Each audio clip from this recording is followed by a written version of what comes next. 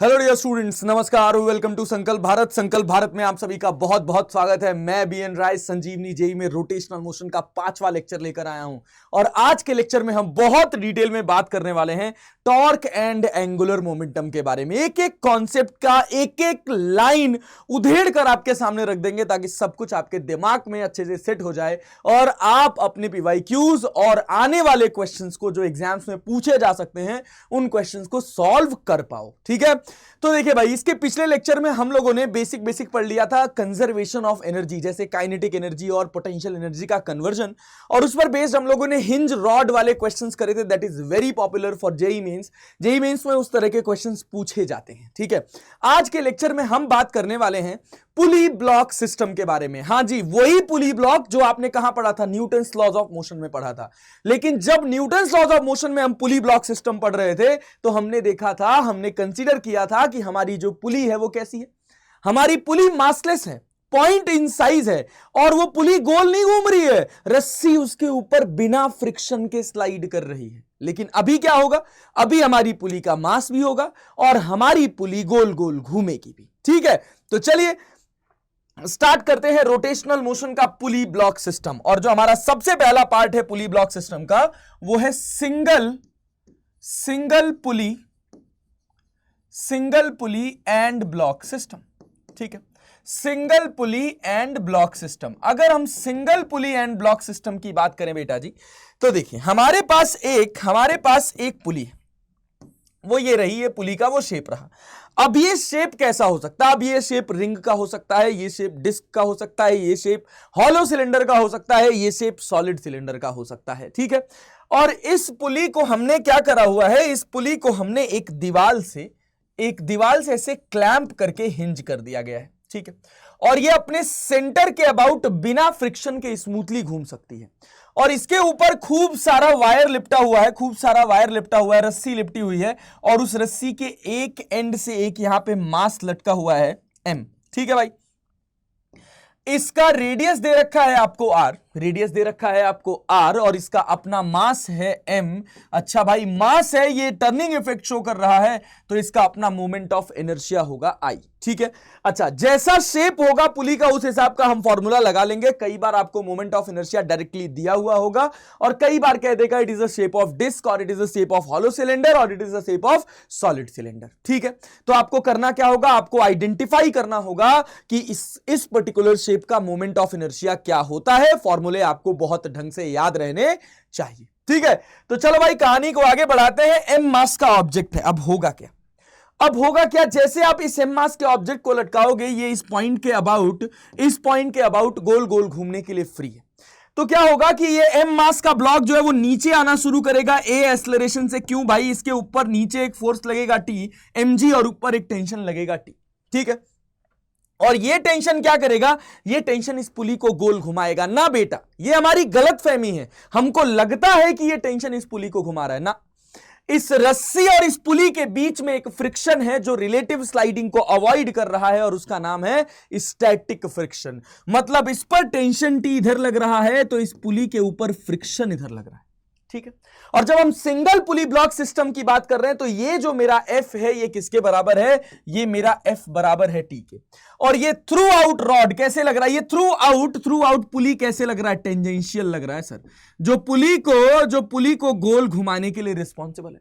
और अगर ये पुली को गोल घुमा रहा है तो इस पुली का अपना कुछ ओमेगा होगा और इस पुली का अपना कुछ एंगुलर एक्सेलरेशन होगा। ठीक है, चलिए भाई साहब, तो एक बात क्लियर हो गई कि ये जो F होगा ये T के बराबर होगा। और दूसरी इंपॉर्टेंट बात क्या है, दूसरी इंपॉर्टेंट बात है भाई साहब, there is no relative sliding, बहुत ध्यान से सुनना, there is no relative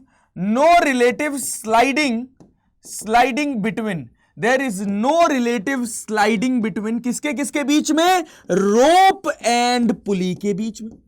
rope and पुली के बीच में अगर कोई रिलेटिव स्लाइडिंग नहीं है तो इसका क्या मतलब है, तो बेटा जी इसका मतलब है कि अगर ये एक्सेलरेशन से नीचे जा रहा है तो इस पॉइंट की भी रफ्तार नीचे की तरफ कितनी होगी, a होगी। अच्छा भाई, बहुत बढ़िया। ये रेडियस कितना है, आर है, और ये जो एक्सेलरेशन होगा ये इस पुली के लिए कैसा एक्सेलरेशन होगा, ये एक्सेलरेशन टेंजेंशियल एक्सेलरेशन होगा, और तब आप लिखेंगे कि आपका AT जो होगा वो बराबर होगा R इंटू एल्फा के। This is equation number 2। ठीक है, चले भैया कहानी को और आगे बढ़ाते हैं और समझते हैं और देखते हैं अपना फ्री बॉडी डायग्राम जो हमने न्यूटन्स लॉज ऑफ मोशन में पढ़ा था। तो न्यूटन्स लॉज ऑफ मोशन में वो पढ़ा था, नीचे लग रहा है mg, ऊपर लग रहा है t, और अगर ये a एक्सेलरेशन से भाई साहब नीचे जा रहे हैं तो ऑब्वियस सी बात है क्या भाई, free body diagram, that is mg minus t equals to m into a। This one is equation number 3। बहुत बढ़िया, क्या बात है, कितने अननोन है sir, f equals to t, मतलब यहां पर हो गए अपने पास 2 unknown, AT equals to R alpha. अगर अपने को A पता चलेगा तभी तो हम कह पाएंगे कि हमारा अल्फा क्या होगा। अच्छा भाई, अपने को T भी नहीं पता भाई, अपने पास 4 अननोन तो सीधे सीधे है, इक्वेशन है 3, एक अननोन के लिए सॉल्व करने के लिए एटलीस्ट हमको एक और इक्वेशन चाहिए, तो उसके लिए हम बात करेंगे किसकी, उसके लिए हम बात करेंगे पुली की। फॉर पुली, देखो अगर पुली की बात करें तो पुली में टर्निंग इफेक्ट आ रहा है, मतलब टॉर्क आ रहा है, ये इसी एक्सिस के अबाउट रोटेशनल मोशन कर रही है। तो भैया टॉर्क ले आने का काम कौन कर रहा है, टेंशन की फ्रिक्शन, हमको लगता है टेंशन कर रहा है, लेकिन करता कौन है, करता स्टैटिक फ्रिक्शन है। अगर स्टैटिक फ्रिक्शन कर रहा है तो क्या लिखोगे, नेट टॉर्क कितना होगा, इधर लग रहा है आपके पास F इंटू परपेंडिकुलर डिस्टेंस कितना है R, through out F into R। ठीक है भाई, चलो तो पुली की बात करेंगे तो ये हो जाएगा F into R net torque, और नेट टॉर्क किसके बराबर होता है, ये होता है I इंटू एल्फा के बराबर। ये आपके पास 4 इक्वेशंस है, इन्हीं को सॉल्व करना है और इन्हीं को सॉल्व करके सारे आंसर्स कैलकुलेट करने हैं, दैट्स इट। ये है सिंगल पुली ब्लॉक सिस्टम, इसके अलावा कुछ नहीं। अब जैसे अगर मैं कहता कि ये मेरा रिंग है और रिंग के ऊपर खूब सारा धागा लिपटा हुआ है, तो मैं मोमेंट ऑफ इनर्शिया की जगह लिख लेता mr स्क्वायर इस एक्सिस के अबाउट। अगर मैं कहता कि ये मेरा डिस्क है तो मैं यही मोमेंट ऑफ इनर्शिया क्या लिख देता, तब मैं यही मोमेंट ऑफ इनर्शिया लिख देता mr स्क्वायर बाई 2। अगर मैं हॉलो सिलेंडर कहता तो मैं लिखता mr स्क्वायर, अगर मैं सॉलिड सिलेंडर कहता तो मैं लिखता mr स्क्वायर बाई 2, खत्म बात। और मेरा f किसके बराबर है, मेरा f t के बराबर है, तो मैं चाहूं तो इसी इक्वेशन को लिख सकता हूं t into R equals to I into alpha. अरे देख रहे हो, इसको भी तुम अपनी चौथी इक्वेशन कह सकते हो, डिपेंडिंग अपॉन, यहां से आप t की वैल्यू या अल्फा की वैल्यू निकालिए, ऊपर वाली इक्वेशन में रखिए। यहां से आप देखिए अल्फा इक्वल्स टू क्या है, a इंटू आर, यहां अल्फा रखिए, यहां से t की वैल्यू उठाइए, यहां रखिए, आपको a मिल जाएगा सीधा सीधा। अब आपको a मिल जाएगा, t मिल जाएगा, भाई आप f निकाल सकते हैं, आप अल्फा निकाल सकते हैं, आप सब कुछ कैलकुलेट कर सकते हैं, कुछ आपको कष्ट नहीं होगा। और हम इसी पर बेस्ड डायरेक्टली एक क्वेश्चन लगाएंगे जो प्रीवियस ईयर क्वेश्चन है, इसी कॉन्सेप्ट पर बेस्ड। इसके अलावा हम किसी और कॉन्सेप्ट का, किसी और टॉपिक का नाम तक नहीं लेंगे, ठीक है। तो देखो भाई क्वेश्चन क्या है अपना, क्वेश्चन है भाई साहब, देखिए कब है, एडवांस 2014 में ये सवाल पहली बार पूछा गया था और उसके बाद कंटिन्यूअसली जेईई मेंस में धड़ल्ले से रिपीट होता चला गया। तो सवाल को समझेंगे और उसका आंसर करेंगे। कहा जा रहा है अ मास m is supported by a massless string, रस्सी आपकी मासलेस है, ठीक है, wound around a uniform hollow cylinder of mass m। ये जो हॉलो सिलेंडर है इसका भी मास कितना है, m है, ठीक है भाई, एंड रेडियस r, इसका रेडियस r है। If the string does not slip on the cylinder, if the string does not slip on the cylinder, with what acceleration will the mass fall on release. जैसे आप इसको release करेंगे ये जो block है ये कितने एक्सेलरेशन से नीचे जाएगा। चलो एक एक लाइन करके धीरे धीरे उठाते हैं। सबसे पहली बात हम ये देख लें कि भैया अगर यहां स्लिपिंग नहीं हो रही है तो मेरा टेंशन और फ्रिक्शन दोनों बराबर होगा। भाई 99.99% केसेस में जहां कहीं भी आपको रोटेशनल मोशन पढ़ना है पुली सिस्टम में, पुली ब्लॉक सिस्टम में, वहां कहीं भी आपकी रस्सी स्लिप नहीं कर रही होगी, तो हर जगह जो फ्रिक्शन का टॉर्क होगा वही टेंशन के टॉर्क के बराबर होगा। और रेडियस तो आ रही है तो T इक्वल्स टू F लिख दिया जाता है, ठीक है। चलिए आइए कहानी को आगे लेकर चलते हैं सर। अब क्या है भाई, ये अपने पास हो गई पहली बात। दूसरी बात क्या हो गई, दूसरी बात हो गई कि यहां कोई रिलेटिव स्लाइडिंग नहीं हो रहा है, मतलब ये ए एक्सेलरेशन से नीचे जा रहा है तो ये पॉइंट भी ए एक्सेलरेशन से नीचे जाएगा। और अगर ये अल्फा एंगुलर एक्सेलरेशन से गोल घूम रहा होगा तो इस ए की वैल्यू आपके पास हो जाएगी आर इंटू अल्फा, ये आपके पास हो जाएगा इक्वेशन नंबर बी। अच्छा, दूसरी ध्यान देने वाली बात यह है, इसका खुद का वेट नीचे लग रहा होगा mg, ऊपर लग रहा होगा टेंशन T, तो मैं लिखूंगा mg minus T equals to mg minus T equals to m into A, ये आपके पास हो जाएगा equation number C. And the last point and the most important point is torque on this particular pulley, जो किस shape की है, जो है भाई साहब हॉलो सिलेंडर के शेप की। तो इस पे जो टॉर्क लग रहा होगा, मैं उसको डायरेक्टली लिखूंगा T into R that is equal to I into alpha, मतलब T into R that is I की जगह हम लिख सकते हैं क्या, आई की जगह लिख सकते हैं भाई मास m है, रेडियस r है, शेप इसका हॉलो सिलेंडर है, that can be written as mr square. ठीक है भाई। अच्छा, अल्फा की जगह क्या लिख सकते हैं, अल्फा की जगह हम लिख सकते हैं a बाई आर। देखो, यहां से अल्फा की वैल्यू उठाई और यहां रख दी, इस r से ये स्क्वायर कट गया, इससे ये कट गया, और t की वैल्यू आपके पास आ गई m इंटू ए। t की वैल्यू हमको जैसे मिली m इंटू ए, हमने यहां पर उठा के रख दिया, इस इक्वेशन को हमने c में रख दिया, तो हमको मिल गया mg minus ma equals to ma। मतलब mg इक्वल्स टू कितना हो जाएगा अपने पास 2a, मतलब a इक्वल्स टू अपने पास हो जाएगा g बाई 2। खत्म बात। और हमसे क्या पूछ रहा है, हमसे पूछ रहा है with what acceleration will the mass fall on the release, ये मेरा मास है, कितने एक्सेलरेशन से नीचे गिरेगा। तो हम फटाक से आंसर करेंगे, क्या करेंगे भैया, क्या करेंगे भैया, सीधे लिख देंगे g बाई 2, खुश हो जाएंगे और आगे बढ़ जाएंगे। ये था हमारा single pulley and block system का मोटा मोटा कॉन्सेप्ट, और कुछ खास नहीं है इसमें। क्या मेरी बात आपको समझ आ रही है, क्या मैं जो बता रहा हूं वो आप तक क्रिस्टल क्लियर तरीके से पहुंच रहा है? पहुंच रहा होगा तो मुझे कॉमेंट बॉक्स में जरूर बताइएगा सर, क्योंकि हम बहुत सिंप्लिसिटी के साथ कॉन्टेंट को डिलीवर करने के लिए बैकग्राउंड में बहुत सारी मेहनत करके आते हैं, और जब आप अप्रिशिएट करते हैं हमको तो हमें भैया बहुत अच्छा लगता है कि हमारा बच्चा हमसे पढ़ रहा है, मेहनत कर रहा है। ठीक है, चलिए सर लेक्चर को आगे बढ़ाते हैं और बढ़ते हैं अपने अगले सवाल की तरफ। देखिए, अब ये मेंस 7 जनवरी फर्स्ट शिफ्ट 2020 का सवाल है, कुछ खास बात नहीं है, बस थोड़ा सा अच्छा सा दिमाग लगाना है और इस क्वेश्चन का आंसर कर ले जाना है। चलिए आइए मेरे साथ पढ़ते हैं क्वेश्चन को। कह रहा है as shown in figure a bob of mass m is tied by a massless string whose other end portion is wound on a flywheel, जिसका अदर एंड पोर्शन जो है वो फ्लाईव्हील के ऊपर गोल गोल घूम रहा है। वो देखियो, अरे वो देखियो, जो क्या बोलते हैं सिलाई मशीन में जो फिट किया जाता है, अरे पुली देखे हो, रस्सी उसके ऊपर रैप्ड रहती है यार, कई सारी होती हैं। ठीक है, एक अपने पास होता है धागा वाला, जिसमें धागा बंधा होता है, सिलाई मशीन के अंदर लगाया जाता है, उसको बॉबिन बोलते हैं। ठीक है, उसमें से एक मास लटका दो, ऐसे उसमें पेंसिल फंसा दो, खट खट खट खट नीचे गिर जाएगा। या एक पेंसिल ले लो, इसमें से धागा लपेट दो, लपेट के इसके ऐसे एंड को हल्का सा फ्री करके पकड़ लो, और फिर उसके बाद मास को छोड़ दो, तो ऐसे गोल गोल गोल गोल घूमेगा और मास नीचे की तरफ जाएगा। वही पूरा कॉन्सेप्ट है। ठीक है, तो कह रहा है as shown in a figure a bob of mass m is tied by a massless string whose other end portion is wound on a flywheel that is in the shape of disc। ध्यान देने वाली बात, जिसका radius है r and mass है m, इसका भी मास है m, इसका भी मास है m। ठीक है, when released from rest the bob starts falling vertically, जब रिलीज किया गया तो बॉब जो है वो नीचे गिरने लगा।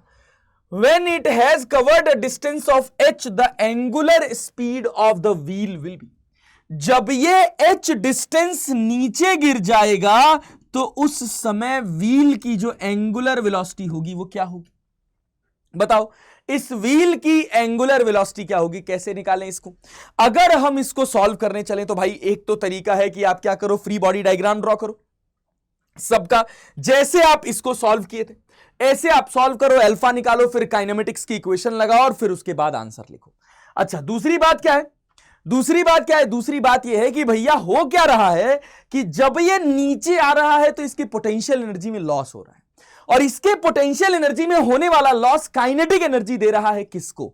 एक काइनेटिक एनर्जी दे रहा है इस मास ऑफ द बॉब को, और एक काइनेटिक एनर्जी दे रहा है इस पुली को। दो जगह काइनेटिक एनर्जी दे रहा है। अरे ठीक है, अगर दो जगह काइनेटिक एनर्जी दे रहा है, वर्क डन बाय ग्रेविटी है भाई साहब, हम डायरेक्टली लिख सकते हैं loss in potential energy will be equal to gain in kinetic energy. तो देखिए क्या लिखेंगे, K initial plus U initial equals to K final plus U final.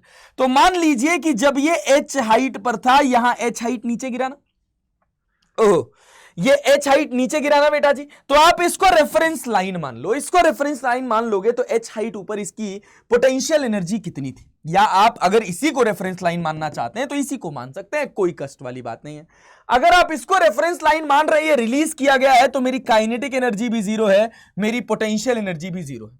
जब मैं फाइनल काइनेटिक एनर्जी की बात करूंगा तो मैं लिखूंगा 1/2 into m into v square, this is the kinetic energy gained by the bob. लेकिन ये भी तो ओमेगा से घूम रहा है, तो ये भी तो गेन करेगा भाई, तो ये कितना गेन करेगा, that is 1/2 into I into omega square. Loss कितने का हुआ, एच हाइट नीचे गया तो माइनस mgh पोटेंशियल एनर्जी का लॉस हुआ, और अगर माइनस mgh पोटेंशियल एनर्जी का लॉस हुआ तो माइनस mgh इधर आ जाएगा, प्लस mgh हो जाएगा, ये 1/2 mv स्क्वायर हो जाएगा। और v की वैल्यू हम क्या लिख सकते हैं, एंगुलर स्पीड हमसे पूछ रहा है, यहां पर कोई भी रिलेटिव स्लाइडिंग नहीं हो रही है, तो किसी भी इंस्टेंट पर जब ये यहां पर होगा, इसकी रफ्तार यहां v होगी, तो इसकी टेंजेंशियल रफ्तार यहां v होगी, that is equivalent to r into omega. Radius small r लिखा हुआ है, तो इसको हम लिख सकते हैं r इंटू ओमेगा। कोई रिलेटिव स्लाइडिंग नहीं हो रही है, तो जब ये h हाइट नीचे आएगा तो इसकी यहां रफ्तार v होगी, तो इस पॉइंट की भी रफ्तार कितनी होगी, v ही होगी। और ये v किसके बराबर होगा बेटा, तो ये v बराबर होगा r ओमेगा के। और जब ये r ओमेगा के बराबर होगा तो हम इसको लिख सकते हैं r square omega square plus 1/2। Moment of inertia ये किस शेप का है, ये डिस्क के शेप का, तो ये हो जाएगा आपके पास mr स्क्वायर बाई 2, ठीक है, इंटू ओमेगा स्क्वायर। बहुत बढ़िया। अब इस m से ये m कट जाएगा, ये m कट जाएगा, और आपको क्या मिल जाएगा, आपको मिल जाएगा gh equals to 1/2 r square omega square 1/4 r square omega square. मतलब अगर मैं r स्क्वायर ओमेगा स्क्वायर को कॉमन कर लूं तो मेरे पास हो जाएगा कितना, मेरे पास हो जाएगा 3/4, ठीक है, मेरे पास हो जाएगा 3/4। और जब मैं यहां से ओमेगा की वैल्यू निकालूंगा तो ये आ जाएगा मेरे पास कितना, ये आ जाएगा मेरे पास भाई 1/r under root of 1/r under root of 4gh/3, 1/r under root of 4gh/3, 1/r under root of 4gh/3, and C will be the appropriate and right answer. ठीक है, अच्छा सर अभी तक तो आपने यहां इतनी सारी कहानी सिखाई, इसका तो यहां मैंने कोई प्रयोग नहीं किया, आपको करना है तो कर सकते हैं। Since it is moving downward with constant acceleration alpha, ये गोल गोल घूम रहा है अल्फा एक्सेलरेशन से, ये ए एक्सेलरेशन से नीचे जा रहा है, तो आप चाहे तो यहां पे काइनेमेटिक्स की इक्वेशंस भी लगा सकते हैं, but it is more typical as compare to work energy theorem. इसी वजह से वर्क एनर्जी थ्योरम को बनाया गया है ताकि वो क्वेश्चंस को थोड़ा आसान कर दे। तो देखिए, जब भी आपको ओमेगा पूछा जाए, कितना हाइट गिरने के बाद पूछा जाए, अगर आपसे एक्सेलरेशन नहीं कैलकुलेट करवाया जा रहा है तो उसको अलग से निकालने की कोई जरूरत नहीं है, तब आप क्वेश्चन को वर्क एनर्जी थ्योरम के मेथड से अप्रोच कर सकते हैं। चले आगे बढ़े, आइए अगले क्वेश्चन की तरफ चलते हैं। अगला क्वेश्चन देखते हैं क्या है, ये भी मेंस 28 जून सेकंड शिफ्ट 2022 का क्वेश्चन है। क्या कह रहा है, कह रहा है uniform disc with mass m equals to 4 kg and radius r equals to 10 centimetre is mounted on a fixed horizontal axle as shown in figure. इस एक्सेल के ऊपर ये माउंटेड है। A block with mass m equals to 2 kg, जिसका mass है आपके पास 2 kg, hangs from a massless cord that is wrapped around the rim of the disc. During the fall of the block, the cord does not slip and there is no friction at the axle. The tension in the cord is, what is the tension in the cord? इस tension में, इस cord में क्या tension होगा अगर ये नीचे गिरेगा तो। अब जब टेंशन पूछ लिया, अब जब टेंशन पूछ लिया तो आपको क्या करना पड़ेगा, फिर से वही बात, नीचे लग रहा होगा mg, ऊपर लग रहा होगा t, ये एक्सेलरेशन से नीचे गिर रहा होगा, मतलब इस पॉइंट का एक्सेलरेशन होगा a, इसका रेडियस है r, तो ये जो a होगा वो r इंटू अल्फा के बराबर होगा। ये रस्सी में जो टेंशन लग रहा है, इस टेंशन की वजह से यहां फ्रिक्शन आएगा और इस फ्रिक्शन की वजह से ये गोल घूमेगा, और भाई वो फ्रिक्शन का जो टॉर्क आएगा वो होगा F into R, that is equal to I into alpha. ये किस शेप का है, ये डिस्क के शेप का है, तो डिस्क का मोमेंट ऑफ इनर्शिया जिस एक्सिस के अबाउट ये गोल घूम रहा है, हम जानते हैं mr स्क्वायर बाई 2 होता है, कोई कष्ट वाली बात नहीं है। ठीक है, चलिए भाई, अब हमको यह भी पता चल गया, अब हमको यह भी पता चल गया, और हम यहां क्या लिख सकते हैं, mg minus T equals to m into A, this one is equation number C. अब आपको करना क्या है? अब आपको तो कुछ नहीं करना भाई, अब तो सिंपल कैलकुलेशन करना है, डेटा रखना है, वैल्यू रखनी है और आंसर निकालना है, बस हो गया काम। देख रहे हैं, इसी तरह का साधारण सवाल है, ये 2022 में भी पूछा गया है। 2023 में इस तरह का क्वेश्चन नहीं पूछा गया था, तो जान लीजिए इस तरह का सेम क्वेश्चन 2024 में पूछा जा सकता है, तो तैयार रहिएगा सर। देखिए एक और सवाल आपके सामने है, कहा जा रहा है then the acceleration of the body is, अगर इस पूरे सिस्टम को फ्रीली रिलीज कर दिया जाए, यहां मास m है, यहां मास m है, तो आपको बताना है कि इसका एक्सेलरेशन क्या होगा। और मुझे नहीं लगता कि इस क्वेश्चन को मुझे सॉल्व करने की जरूरत है, फिर भी मैं इक्वेशंस बना देता हूं, आप आंसर निकाल कर मुझे बताइएगा कि इसका क्या आंसर आएगा। तो चलिए सर इसका इक्वेशन बनाते हैं। देखिए क्या इक्वेशन बनाएंगे, इसका खुद का वेट नीचे कितना लग रहा होगा mg, टेंशन कितना लग रहा होगा t, यहां पर ये कितने एक्सेलरेशन से नीचे जा रहा होगा a, और कोई स्लिपिंग नहीं हो रहा है, मतलब यहां भी एक्सेलरेशन होगा a, रेडियस है r, तो मैं a इक्वल्स टू लिख सकता हूं बेटा जी r into alpha, this one is equation number a। ठीक है, चलो भाई दूसरी बात हम क्या लिख सकते हैं, फ्रिक्शन यहां मेंशन करने की जरूरत नहीं है क्योंकि हर बार आपका फ्रिक्शन टेंशन के बराबर होगा, तो आप यहां क्या लिखोगे, T into R equals to I into alpha. अब आपको देखना पड़ेगा कि ये शेप कौन सा है, डिस्क है, तो डिस्क का मोमेंट ऑफ इनर्शिया होता है mr स्क्वायर बाई 2, उसकी वैल्यू आप यहां रखेंगे। And the third equation is that is mg minus T equals to m into A.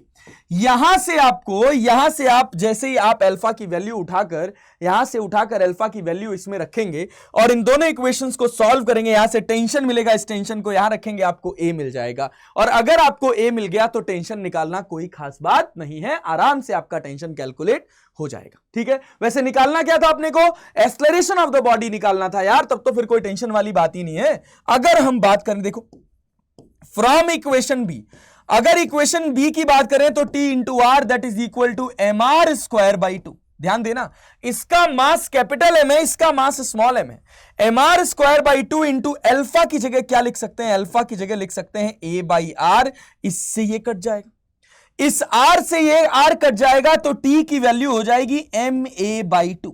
T की वैल्यू क्या हो जाएगी, T की वैल्यू हो जाएगी ma बाई 2। अच्छा भाई, अगर हमको T equals to ma by 2 पता चल गया, अगर हमको T equals to ma by 2 पता चल गया, तो इस T की वैल्यू हम यहां रख देंगे, तो क्या हमको a नहीं मिल जाएगा बेटा, आराम से मिल जाएगा, कोई भी खास बात नहीं है। आप बहुत साधारण तरीके से इस क्वेश्चन को सॉल्व करके इसका आंसर निकाल सकते हैं। ठीक है, चले कहानी को आगे बढ़ाए भाई, याद रखिएगा। यहां देखिए ये वाला जो m है ये कैपिटल M है, mr square by 2 into A by R से आर कट रहा है, इस आर से ये स्क्वायर कट रहा है, तो T इक्वल्स टू, ये ध्यान दीजिएगा, ये मास किसका है, ये मास इस पुली का है, और पुली का मास कैपिटल M है, इसका मास स्मॉल m है। कई बार हमसे फ्लो में छोटे छोटे एरर्स हो जाते हैं जिसकी वजह से हमारा आंसर मैनिपुलेट हो जाता है और फिर हमारा आंसर गलत हो जाता है। तो थोड़ा सा अगर आप अपने पेशेंस लेवल को अच्छा रखेंगे, क्वेश्चंस को बहुत पेशेंटली पढ़ेंगे, हमारे एक मैथ्स के मास्टर थे, वो कहते थे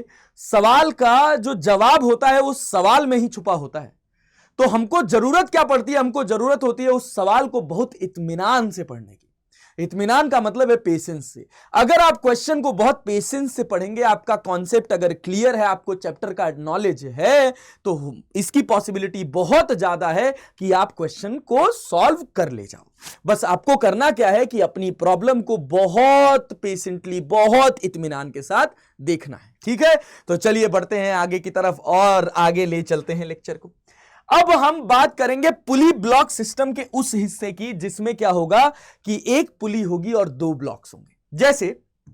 जैसे भाई कि अगर हम आपसे कह दें कि ये आपकी पुली, अभी भी वही बात कि इस पुली का शेप कैसा भी हो सकता है, ये रिंग हो सकता है, ये डिस्क हो सकता है, ये आपका कोई सॉलिड सिलेंडर हो सकता है, ये कोई हॉलो सिलेंडर हो सकता है। ठीक है, चलिए भाई, तो इसका रेडियस है अपने पास r और इसके ऊपर दो ब्लॉक्स लटक रहे हैं। एक इधर लटक रहा है जिसका मास है m1 और एक इधर रस्सी लटक रही है जिसका मास है बेटा जी m2। ये रस्सी है, ये ऐसे इसके ऊपर, इस पुली के ऊपर बाउंड है। ठीक है।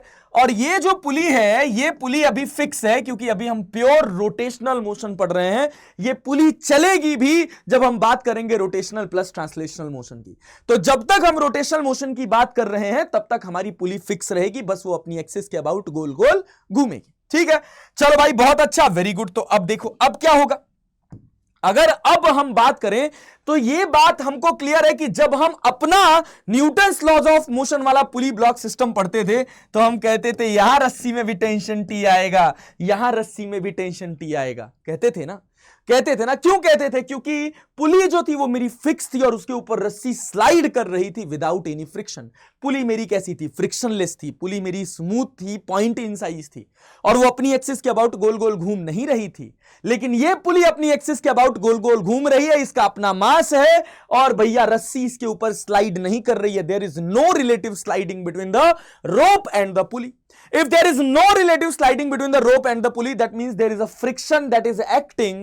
There is a friction that is acting on this particular pulley. और अगर इस पुली के ऊपर फ्रिक्शन लग रहा है, मान लीजिए हम कह रहे हैं कि ये मास m1 है, ये मास m2 है और मेरा मास m2 जो है वो बड़ा है किससे? m1 से। अगर मेरा मास m2 जो है वो बड़ा है m1 से तो डेफिनेटली ये बात क्लियर है कि m2 अगर मेरा a एक्सेलरेशन से नीचे जा रहा होगा तो मेरा m1 जो है वो a एक्सेलरेशन से ऊपर जा रहा होगा ड्यू टू कांस्ट्रेंट मोशन। ठीक है भाई, अच्छा तो होगा क्या? अब हम ये कह रहे हैं कि अगर ये a एक्सेलरेशन से ऊपर जा रहा है और यहां पर इस रस्सी और इस पुली के बीच में कोई रिलेटिव स्लाइडिंग नहीं हो रही है, मतलब इस पुली को घुमाने के लिए जो फोर्स रिस्पॉन्सिबल है उसका नाम है भाई साहब फ्रिक्शन। ठीक है, चलो भाई देखते हैं कैसे रिस्पॉन्सिबल है वो फ्रिक्शन इसको घुमाने के लिए। इस पुली के ऊपर इधर F लगेगा, इधर F लगेगा, इधर F लगेगा, इधर F लगेगा और इधर F लगेगा भाई। ठीक है, और अगर इसको फ्रिक्शन घुमा रहा है मतलब इसमें एक और फोर्स रोल में आ गया है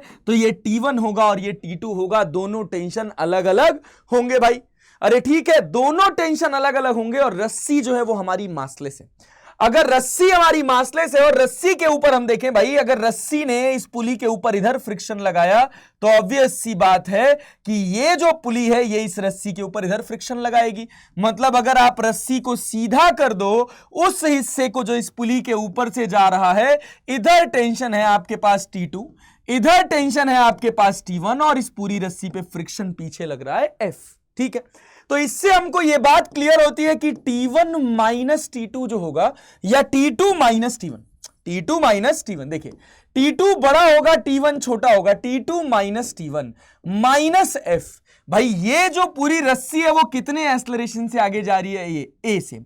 और रोप का जो मास है वो है mr, तो मैं क्या लिखूंगा? That is mr into A। mr into A, this is the equation for the rope. But यहां पर ये जो मेरी रोप है ये कैसी है? ये रोप मासलेस है और अगर मासलेस है तो मेरा mr 0 होगा तो T2 माइनस T1 जो होगा वो F के बराबर होगा। याद रखिएगा ये बात, T2 minus T1 will be equivalent to F। बहुत ध्यान से सुनिएगा, बहुत ध्यान से समझिएगा। कई बार ऐसा हो सकता है कि आपको रोप का मास दिया हुआ हो तो आपको रोप की इक्वेशन लिखने आनी चाहिए। ठीक है, चलिए सर, तो T2 minus T1 equals to आपके पास हो जाएगा F। ये हो गया आपका एक इक्वेशन जिसको हमने कह दिया इक्वेशन नंबर A। ठीक है, चलो भाई बहुत बढ़िया। अब देखो, अब बात करें अगर हम किसकी? M2 वाले ब्लॉक की, तो M2 पर नीचे कितना लग रहा है? That is M2G। ऊपर कितना लग रहा है? ऊपर लग रहा है T2। ठीक है, और ये A एक्सेलरेशन से नीचे जा रहा है तो मैं कहूंगा M2G minus T2।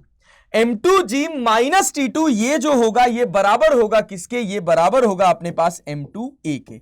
This one is equation number B। अच्छा, अगर हम M1 की बात करें तो हम क्या लिखेंगे? ये आपके पास बराबर हो जाएगा किसके? यहां अगर ये A एक्सेलरेशन से ऊपर जा रहा है, T1 ऊपर लग रहा है, M1G नीचे लग रहा है, तो लिखा जाएगा T1 minus M1G, T1 minus M1G equals to M1 into A. This one is equation number C. ठीक है, अच्छा बहुत बढ़िया। और अगर ये पुली अपनी एक्सिस के अबाउट गोल गोल घूम रही है, मतलब इस पुली का अपना नेट टॉर्क है, और जो नेट टॉर्क होगा वो I इंटू अल्फा के बराबर होगा। तो जब हम नेट टॉर्क लिखेंगे तो क्या लिखेंगे सर, इधर लग रहा है आपके पास T2, तो T2 की वजह से जो टॉर्क आएगा वो इनवर्ड, और T1 की वजह से जो टॉर्क आएगा वो क्या होगा, आउटवर्ड। एक्चुअली ये T1 T2 की वजह से टॉर्क नहीं है, ये किसकी वजह से है, ये इस फ्रिक्शन की वजह से है। तो आप लिखते हो क्या, F into R equals to I into alpha. लेकिन इस F की वैल्यू किसके बराबर है, इस F की वैल्यू बराबर है T2 माइनस T1 के। तो इसी को लिख दिया जाता है T2 R minus T1 R equals to I into alpha. This one is equation number D. ये है इस टॉपिक का कोर कॉन्सेप्ट। बहुत सारी किताबों में और बहुत सारे एक्सप्लेनेशन में आपको देखने को मिलेगा कि T2 इंटू आर इनवर्ड है और T1 इंटू आर आउटवर्ड है, और भाई साहब T2 minus T1 into are कर देंगे तो नेट टॉर्क आ जाएगा, और वो नेट टॉर्क जो होगा वो आई इंटू अल्फा के बराबर होगा इस एक्सिस के अबाउट। बट ध्यान देना है कि इसको घुमाने के लिए इसके ऊपर लगने वाला फोर्स रिस्पॉन्सिबल है, दैट इज फ्रिक्शन, और वो बराबर है F into R, that is I into alpha के। अच्छा बहुत बढ़िया सर, यहां तक क्लैरिटी आ गई। ये अपने पास हो गया इक्वेशन नंबर डी। एक इक्वेशन और बनानी बाकी रह गई है, वो है क्या, कि अगर ये अल्फा एक्सेलरेशन से घूम रही है, कितने एक्सेलरेशन से, अल्फा एक्सेलरेशन से घूम रही है अगर ये भाई साहब, तो देखिएगा अगर ये अल्फा एक्सेलरेशन से घूम रही है, ये पॉइंट अगर ये मास ए एक्सेलरेशन से नीचे जा रहा है तो ये पॉइंट भी ए एक्सेलरेशन से ही नीचे जाएगा, because there is no relative sliding between the rope and the pulley. और अगर ऐसा है तो मेरा ये जो एक्सेलरेशन होगा ये टेंजेंशियल एक्सेलरेशन होगा, और ये r इंटू अल्फा के बराबर होगा। This one is equation number ई। ये है हमारे पास 5 इक्वेशंस। इन्हीं 5 इक्वेशन से हमने अपने सारे के सारे क्वेश्चन सॉल्व करने हैं। ठीक है, चले कहानी को आगे बढ़ाएं, एक क्वेश्चन के साथ शुरू करें। चलिए सर, तो एक क्वेश्चन के साथ बात करते हैं आपसे। हम कह रहे हैं कि आपके पास एक पुली, ये आपके पास एक पुली है, इसका रेडियस आपको दे रखा है r, और इसका शेप है आपके पास हॉलो सिलेंडर। शेप कैसा है बेटा, शेप है आपके पास इसका हॉलो सिलेंडर। यहां से एक मास लटका हुआ है 2 kg का, यहां से एक मास लटका हुआ है 4 kg का, या चलिए इसको 3 kg का कर देते हैं। इसका मोमेंट ऑफ इनर्शिया, या एक काम करते हैं, हॉलो सिलेंडर दे दिया है, हॉलो सिलेंडर दे दिया, चलो डायरेक्टली मोमेंट ऑफ इनर्शिया दे देता हूं मैं इसका, और कह रहा हूं मोमेंट ऑफ इनर्शिया है 2 kg मीटर स्क्वायर, और ये पुली यहां पर फिक्स है, ये पुली यहां पर फिक्स है। मैं आपसे कह रहा हूं find the tension and the acceleration of the tension in the string and acceleration of the blocks. मैं आपसे पूछ रहा हूं टेंशन बता दो, मैं आपसे पूछ रहा हूं अल्फा बता दो, मैं आपसे पूछ रहा हूं एक्सेलरेशन बता दो। ये आपसे क्वेश्चन है, ये 3 चीजें आपसे पूछी गई हैं, आपको कैलकुलेट करके इसका आंसर बताना है। और कहानी में है कि भाई अगर मैं कुछ नहीं कह रहा हूं तो ये आपको अंडरस्टूड होना चाहिए कि मेरी रस्सी मासलेस है and there is no relative sliding between the pulley and the rope. और भैया अब पुली मेरी मासलेस नहीं है, पुली का मास है, और उसकी वजह से उसका मोमेंट ऑफ इनर्शिया है 2 किलोग्राम मीटर स्क्वायर। ठीक है, मेरा काम है सिंपल इक्वेशंस बनाना, कॉन्सेप्ट को समझाना, और फिर उसके बाद लेक्चर को आगे बढ़ाना। कैलकुलेशन करने का काम सर आपका है, बहुत ध्यान से सुनिएगा, बहुत ध्यान से समझिएगा। तो अगर हम बात करें कह रहे हैं कि ये हमारा 2 kg है, ये हमारा 3 kg है, तो ऑब्वियस सी बात है ये ए एक्सेलरेशन से नीचे जाएगा, तो ये मेरा ए एक्सेलरेशन से ऊपर जाएगा। चलो भाई बहुत अच्छा।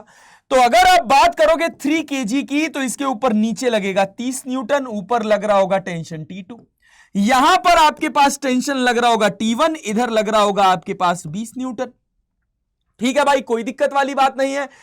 चलिए सर बहुत अच्छा, कोई भी रिलेटिव स्लाइडिंग नहीं हो रही है। अगर हम फ्री बॉडी डायग्राम पहले ब्लॉक्स का ड्रॉ कर लें तो भाई हम लिख सकते हैं क्या, हम लिख सकते हैं T1 माइनस 20, T1 माइनस 20। देखिए T1 माइनस 20 जो होगा ये बराबर हो जाएगा आपके 2 इंटू ए के। This one is equation number 1।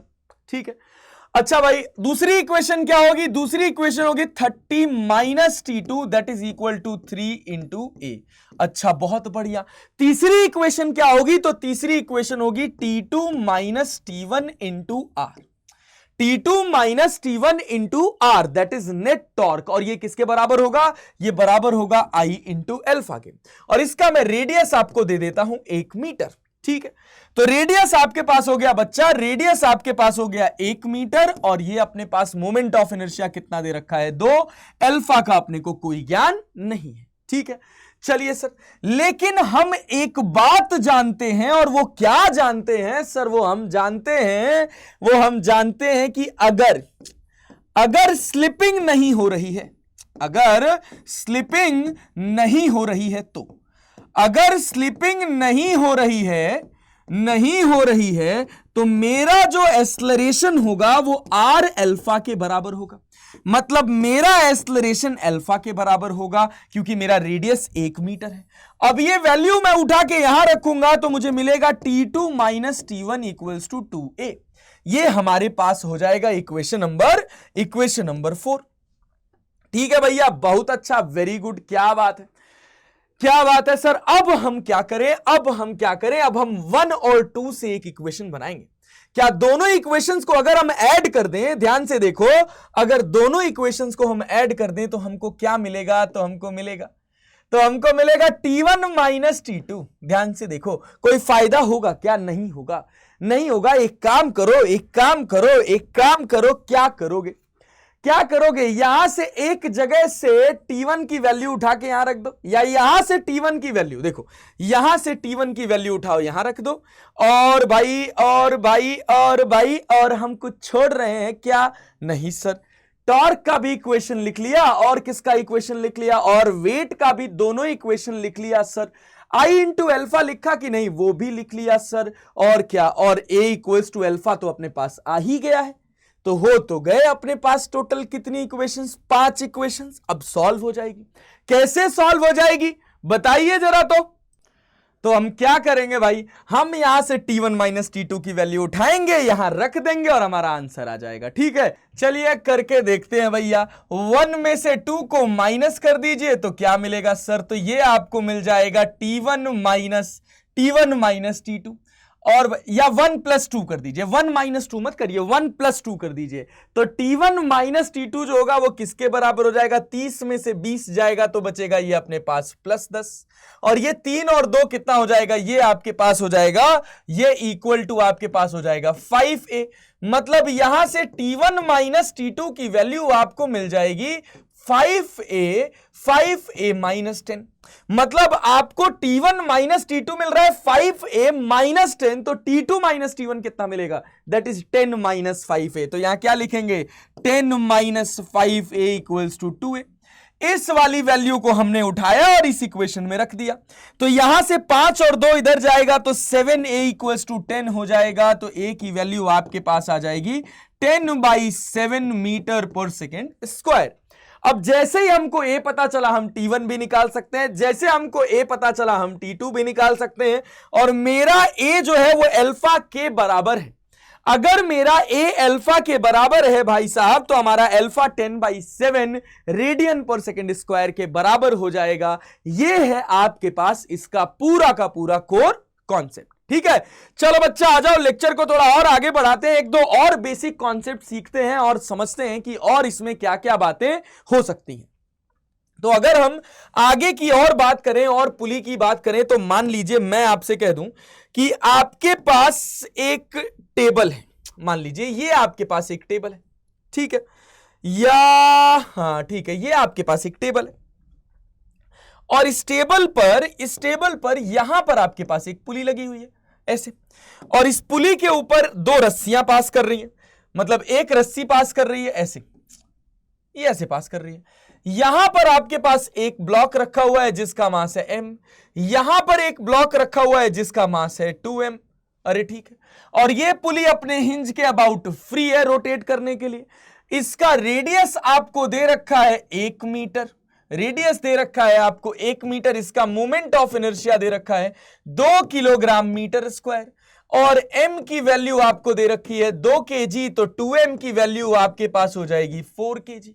ठीक है, अब आपसे सवाल कह दिया गया कि सारी सरफेसेस जो है वो सब स्मूथ है, ये सरफेस पूरी स्मूथ है, तो कहा गया find the tension in the rope, that is T1 निकालो, T2 निकालो। ठीक है, मैं यहां आपको मार्क कर दे रहा हूं T1 और यहां मार्क कर दे रहा हूं आपको T2।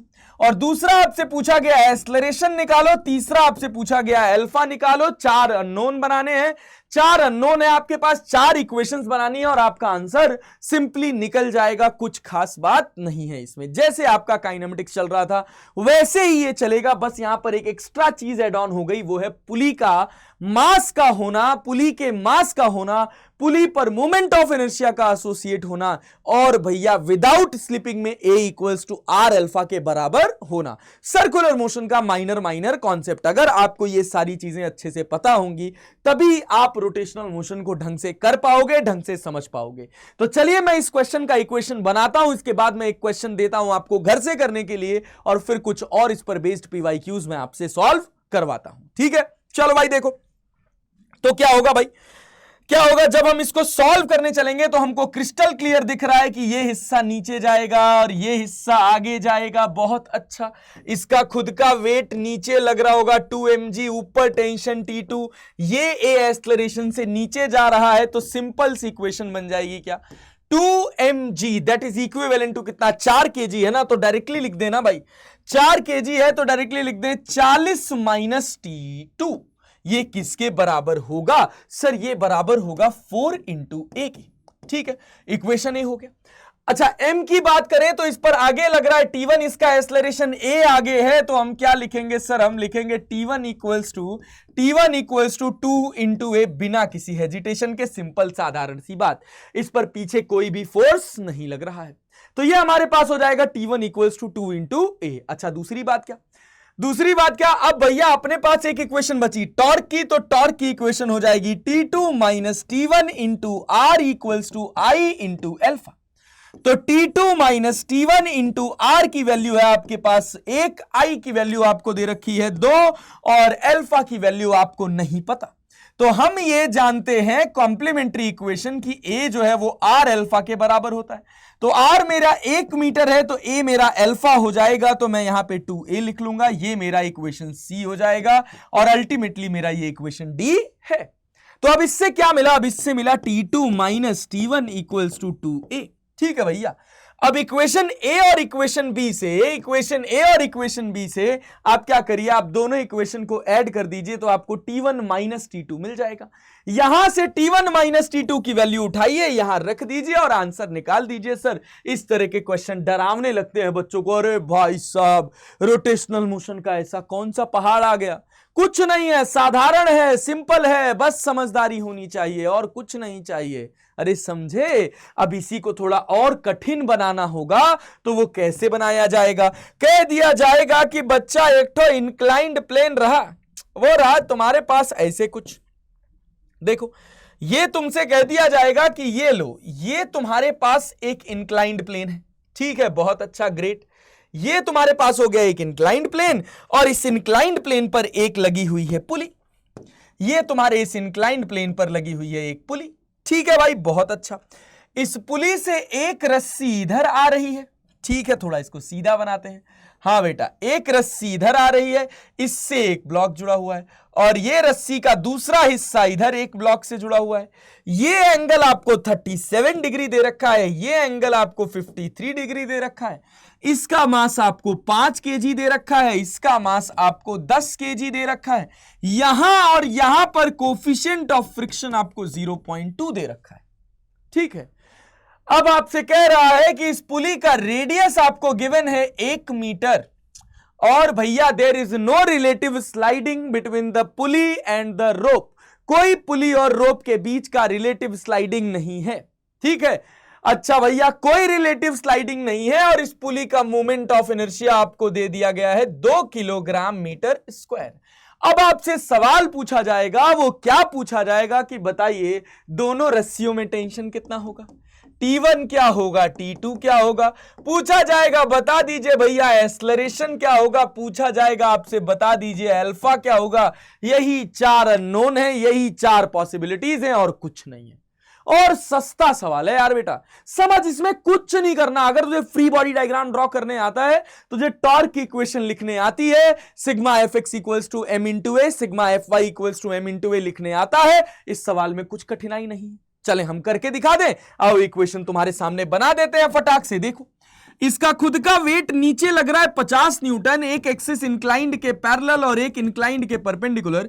ये 37 है तो ये भी 37 होगा, मतलब इधर 40 आएगा, मतलब इधर 30 आएगा, मतलब अपना नॉर्मल रिएक्शन इधर जाएगा। इसको हमने कहा N1। ठीक है भाई साहब, बहुत बढ़िया। अगर हम इसकी बात करें तो ये आपके पास होगा 100 न्यूटन एक प्लेन के अलोंग और एक प्लेन के परपेंडिकुलर।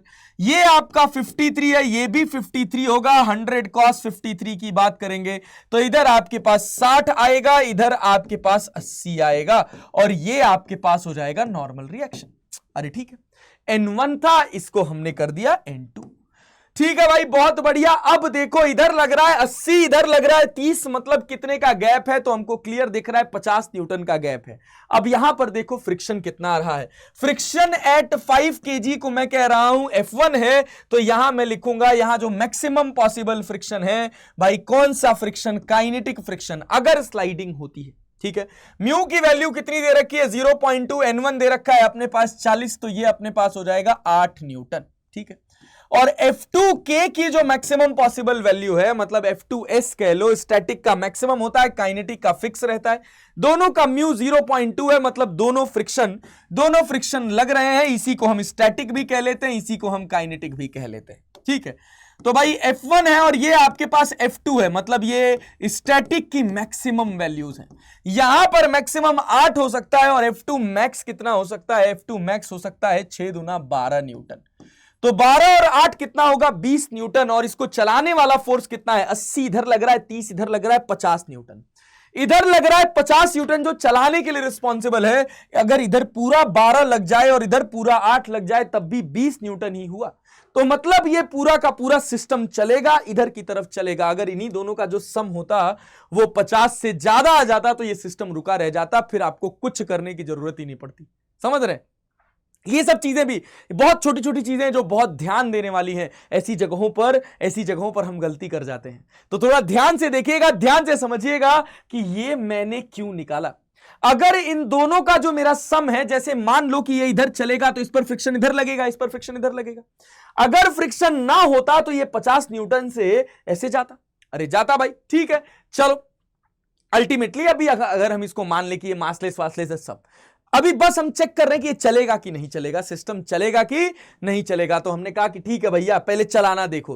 तो 80 इधर लग रहा था, 30 इधर लग रहा था, 80 में से 30 गया 50, और जो मेरा फ्रिक्शन आया वो 12 8 20 आया। 12 8 20 आया, मतलब वो 50 से कम है, मतलब ये सिस्टम चलेगा। ठीक है, अब भाई अब क्या करो, चलेगा तो इधर ही चलेगा, ये एक्सेलरेशन आएगा भाई, और कोई स्लिपिंग नहीं हो रही है। तो सिंपल सी बात मैं लिख सकता हूं, क्या लिख सकता हूं? फ्री बॉडी डायग्राम में अगर मैं लिखने चलूं तो मैं कहूं कि मेरा यहां एक्सेलरेशन है, यहां मेरा टेंशन है T1, यहां मेरा टेंशन है T2। तो इसकी बात करी जाए तो ये हो जाएगा T1 minus 30 equals to 5 into A. This one is equation number A. अच्छा दूसरा क्या? दूसरा हो जाएगा अपने पास, हो जाएगा 80 minus T2 equals to 10 into A. This one is equation number B. अरे ठीक है, अच्छा उसके बाद टॉर्क की इक्वेशन लिख दी जाए तो ये अपने पास हो जाएगा T2 minus T1 into R, that is equal to 1 equals to I into alpha. ये आपके पास हो जाएगा 2 इंटू एल्फा। और भाई अगर मैं अल्फा की बात करूं तो मैं लिख सकता हूं कि मेरा अल्फा जो होगा वो ए के बराबर होगा, क्योंकि ए जो होता है वो आर अल्फा के बराबर होता है। तो भाई मैं अल्फा की जगह ए लिख दूंगा।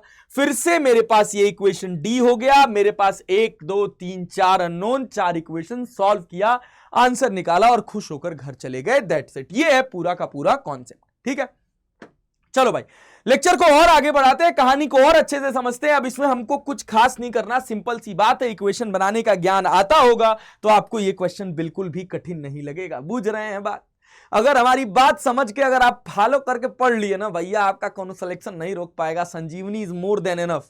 कुछ और पढ़ने की जरूरत ही नहीं है, संजीवनी पढ़ लो। जितना कॉन्सेप्ट सिखा रहे हैं ये कॉन्सेप्ट कर लो, पीवाईक्यू लगा लो, जाओ फोड़ के चले आओगे जेईई मेंस में। हम बता रहे हैं 20 क्वेश्चन तुम्हारा फिजिक्स में कहीं नहीं गया अगर तुमने संजीवनी अच्छे से कर लिया और 12वीं क्लास अच्छे से कर ली तो।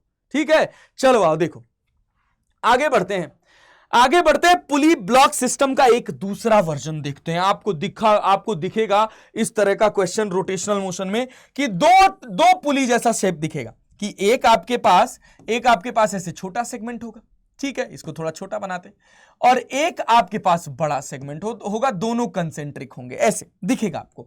जो आपको दिखेगा किताबों में मैं वो दिखाने की कोशिश कर रहा हूं बस, और कोई खास बात नहीं, ठीक है। ये इसका एक्सिस ऑफ रोटेशन होगा और यहां पर एक ब्लॉक लटक रहा होगा जिसका मास होगा m1 और यहां पर एक ब्लॉक लटक रहा होगा जिसका मास होगा m2। अरे ठीक है, ये वाला जो रेडियस होगा वो होगा r1 और जो बाहर वाला रेडियस होगा ये होगा आपके पास r2 और ये जो है ये पूरा का पूरा सेटअप ऐसे फिक्स होगा, ठीक है। ये पूरा का पूरा सेटअप ऐसे फिक्स होगा, आपको देख के लगेगा भाई साहब ये कौन सा जमाना आ गया, ये कौन सा सिस्टम आ गया।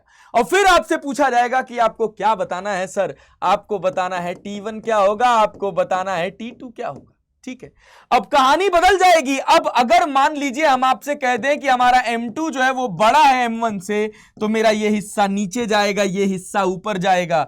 तो क्या अब अगर मैं कहूं कि ये a2 एक्सेलरेशन से नीचे जाएगा या a एक्सेलरेशन से नीचे जाएगा, तो क्या ये भी a एक्सेलरेशन से ऊपर जाएगा? नहीं सर, अब ऐसा नहीं होगा। अगर कोई स्लिपिंग नहीं हो रही है तो समझो m1 का एक्सेलरेशन मैं लिखूंगा a1, ठीक है, और m2 का एक्सेलरेशन मैं लिखूंगा a2। तो देखो इस पॉइंट की बात करो, कोई स्लिपिंग नहीं हो रही है, इसका रेडियस है आपके पास r1, तो जो आपका a1 निकल कर आएगा वो निकल कर आएगा r1 अल्फा।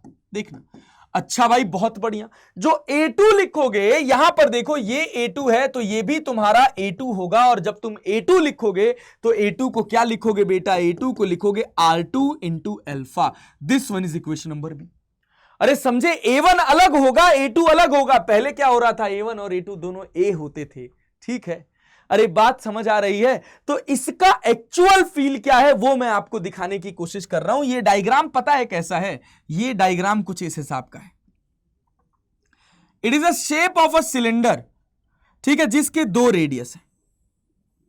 ये देखो, ये ऐसा शेप है, समझ रहे हो? ये ऐसे हिंज है, यहां पर ये ऐसे हिंज है और इसके ऊपर रस्सी रैप्ड है। कैसे? ये आपके पास रस्सी आ रही है, ठीक है। हाँ भैया, कैसे आ रही है? ऐसे जा रही है, पीछे से गई फिर ऐसे आई। वाह वाह वाह वाह, क्या डायग्राम बनाया मास्टर ने भाई साहब। ये है आपके पास पूरा का पूरा इसका गेम, ऐसे रस्सी लटकी हुई है। ये जो है ये आपका मास है m2 और ये जो है ये आपका मास है m1। जब आप इसका फ्रंट व्यू देखेंगे, इधर से आप इसको देखेंगे, तो ये वो छोटा वाला हिस्सा है जिसका रेडियस है r1 और ये वो बड़ा वाला हिस्सा है जिसका रेडियस है r2 और ये ऐसे फिक्स है। अरे क्लियर है? अरे क्लियर है? क्या डायग्राम क्रिस्टल क्लियर हो रहा है? बस यही ध्यान देना है। अच्छा, रस्सी में टेंशन तो मान लो पहले ही अलग था तो अभी भी अलग होगा। यहां पर होगा आपके पास T1 और यहां पर आपके पास होगा T2। इधर आपका खुद का वेट नीचे लग रहा होगा m1g, इधर खुद का वेट नीचे लग रहा होगा m2g। अरे ठीक है, क्या एक्स्ट्रा एक अननोन बढ़ा? कौन सा? पहले दोनों का एक्सेलरेशन सेम होता था, अब एक a1 अलग है और एक a2 अलग है। मतलब अब हमारे पास टोटल 5 अननोन है, तो हमको 5 इक्वेशन चाहिए। तो 2 इक्वेशन हो गई। तीसरी चौथी equation directly free body diagram से मिल जाएगी। वो कैसे? T1 लग रहा है ऊपर, m1g लग रहा है नीचे, तो T1 minus m1g equals to आपके पास हो जाएगा m1a1। This one is equation number C, ठीक है। अच्छा T2, अच्छा m2g जो है वो नीचे जा रहा है, तो इसको लिखेंगे m2g minus T2, that will be equivalent to m2a2। This one is equation number D, ठीक है। क्या भाई? m2g बड़ा है, T2 छोटा है, m2g minus T2 that will be equivalent to m2a2। बहुत बढ़िया, ये हो गया अपने पास कितनी इक्वेशन हो गई? a b c d। कितने अननोन है? T1 T2 a1 a2, ठीक है, और कौन सा? और अल्फा। टोटल अपने पास 5 अननोन है, इक्वेशन 4 है। अभी एक इक्वेशन बची है, याद रखिएगा कौन सी बची है? वो बची है T1 इंटू r1, ठीक है। अच्छा भाई, हम इधर देख रहे हैं, उसकी तरफ जा रहा है, नीचे की तरफ जा रहा है, तो ऐसे लिखेंगे ना, T2 into R2 minus T1 into R1। अरे भाई ऑब्वियस सी बात है, इधर जा रहा है, T2 बड़ा होगा, T1 छोटा होगा, तो T2 इंटू R2, और R2 भी तो बड़ा है, तो जो नेट टॉर्क T2 से आएगा वो T1 R1 से बड़ा होगा, तो T2 R2 minus T1 R1 will be equal to I into alpha. ये आपके पास हो गया इक्वेशन नंबर ई। अब अपने पास 5 अननोन है, 5 इक्वेशन है। इस तरह से ये क्वेश्चन सॉल्व होते हैं भैया। हमारा काम था इक्वेशन बनाना, हमारा काम था कॉन्सेप्ट सिखाना, वो हम सिखा दिए। अब 5 इक्वेशन का सॉल्यूशन करना आपका काम है। आपको किताबों में इस तरह का सवाल दिख जाएगा, थोड़ा मन लगा के एक आठ लगा लीजिएगा आधा घंटा बैठ के, ठीक है। बट जेईई मेंस जैसे एग्जाम्स में जो क्वेश्चंस पूछे जाते हैं वो बहुत साधारण और बहुत आसान होते हैं, जो एक बार में आसानी से लग जाते हैं। एडवांस में इस तरह के क्वेश्चन पूछे जाते हैं, तो अगर आपका टारगेट एडवांस है तो प्लीज इस तरह के 1-2 क्वेश्चंस जरूर लगाइएगा, जरूर लगाइएगा। उसको छोड़ना नहीं है, उसको भूलना नहीं है, ठीक है। चलो आ जाओ, लेक्चर को आगे बढ़ाते हैं, कॉन्सेप्ट को और आगे लेकर चलते हैं और देखते हैं अपने कुछ इस पर बेस्ड क्वेश्चंस। जैसे देखिए, ये आपके पास एक सवाल है। ये सवाल क्या कह रहा है? ये कह रहा है A uniformly thick wheel with moment of inertia I। इसका moment of inertia दे रखा है आपके पास I, बहुत अच्छा। And radius R to rotate about its center of mass, और इसका रेडियस दे रखा है आपके पास R, जो अपने सेंटर ऑफ मास के अबाउट गोल गोल घूम रहा है। और कहा जा रहा है कि ये M1 जो होगा, ये M1 जो होगा वो बड़ा होगा किससे? वो M1 बड़ा होगा M2 से, ठीक है। Are attached to the ends of the string, the system is released from rest। The angular speed of the wheel when M1 descend by height h। जब M1 h हाइट गिर जाएगा तो भैया आपको निकालना है कि angular speed of the wheel क्या होगा। अरे ठीक है, देखो कुछ खास नहीं है यार। अगर मान लो कि M1 तुम्हारा h हाइट नीचे आया तो M1 ने कुछ एनर्जी लूज किया, तो M2 जो होगा वो क्या होगा? वो h हाइट ऊपर जाएगा, तो भाई M2 कुछ एनर्जी गेन करेगा। यहां कुछ पोटेंशियल एनर्जी का लॉस हुआ, यहां कुछ पोटेंशियल एनर्जी का गेन हुआ। उसके साथ अभी समझो, अभी रुके रहना, उसके साथ क्या हुआ? ये जब एच हाइट नीचे होगा तो इसकी कुछ रफ्तार होगी, तो मतलब इसकी अपनी कुछ काइनेटिक एनर्जी होगी।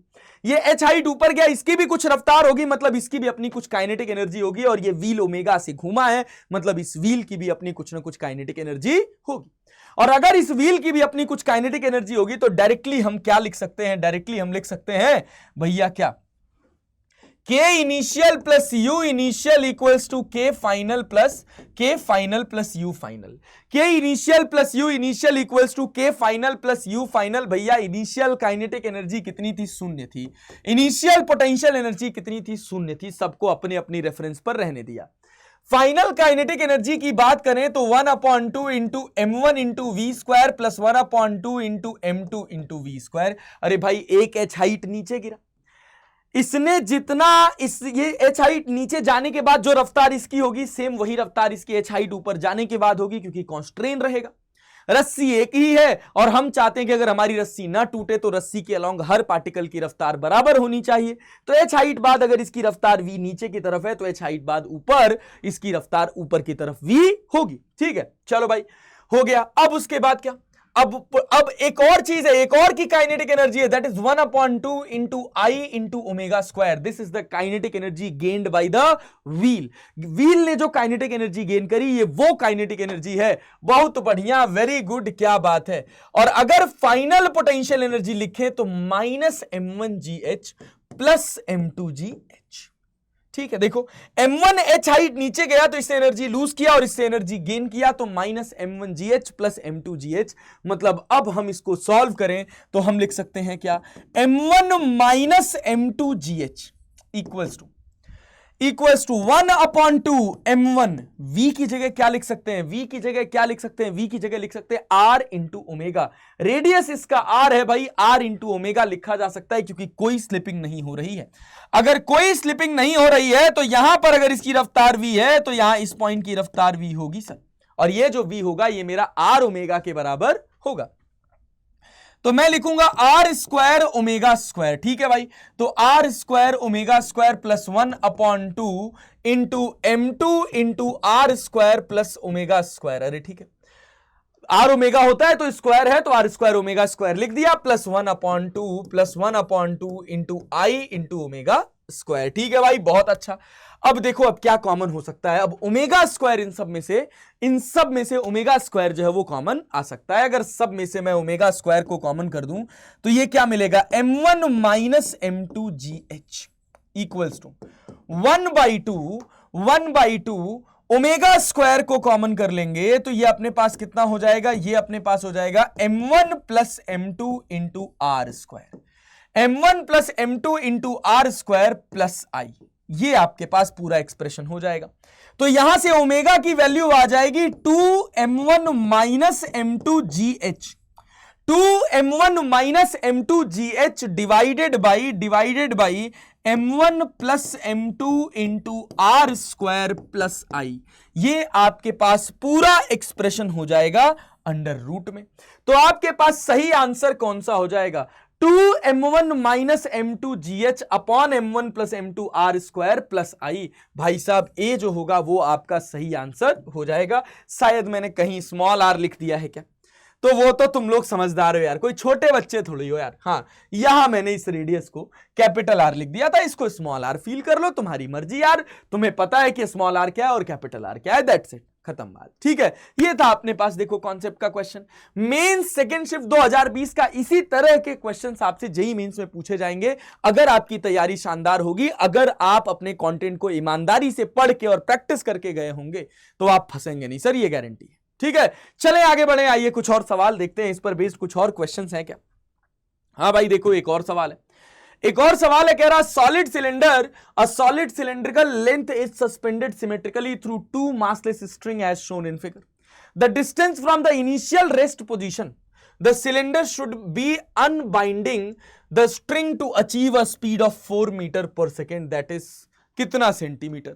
कितना सेंटीमीटर होगा? Taking G equals to 10 metre per second square. अरे ठीक है, क्या इसमें क्या खास बात है जो तुम नहीं लगा सकते हो?